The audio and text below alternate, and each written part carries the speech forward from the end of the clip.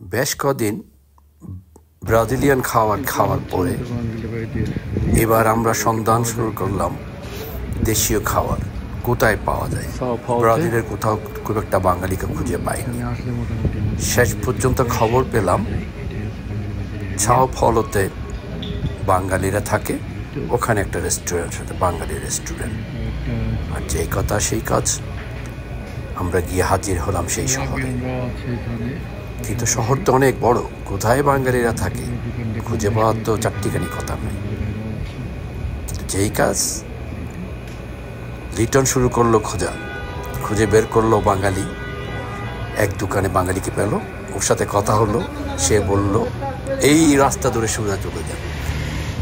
তারপরে রিটার্ন আরো খুঁজে বের করলো আরো বাঙালিকে, সবার কাছে জিজ্ঞেস করে পরে বুঝতে পারলাম যে আরো সামনে যেতে হবে।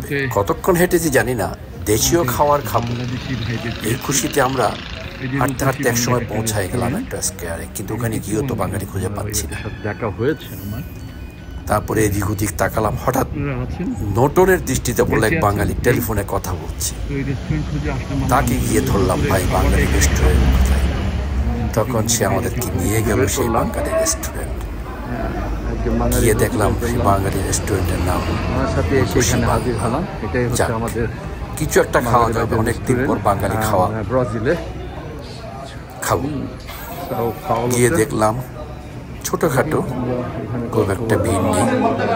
গেলাম, দেখলাম, ওনাদেরকে খাবার অর্ডার করলাম এবং এর মধ্যে অনেক বাঙালির সাথে পরিচয় হলো। যে বাঙালি ভাই আমাদেরকে পথ দেখিয়ে নিয়ে গেছিল, ওনাকে আমরা নিয়ে গেলাম সাথে। ওনাকে আমাদের একসাথে খাবার খেলাম এবং বসে বসে দেখলাম।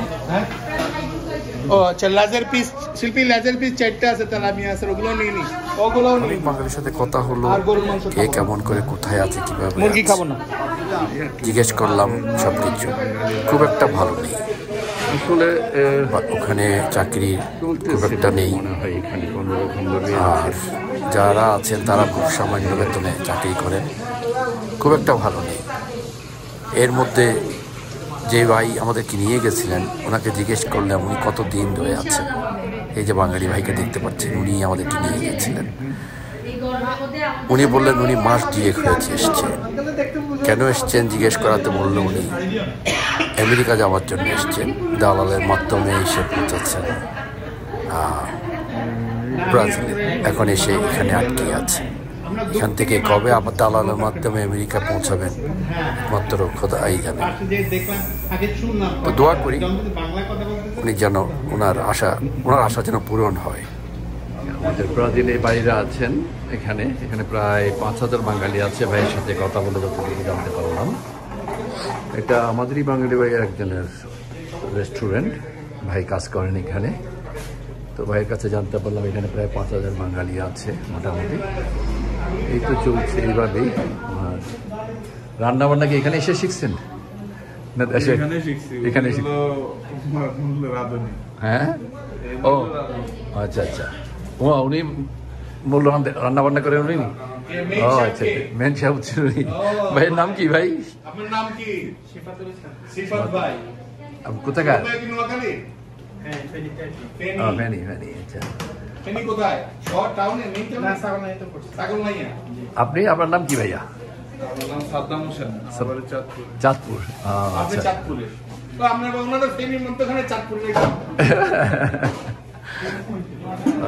আচ্ছা আচ্ছা।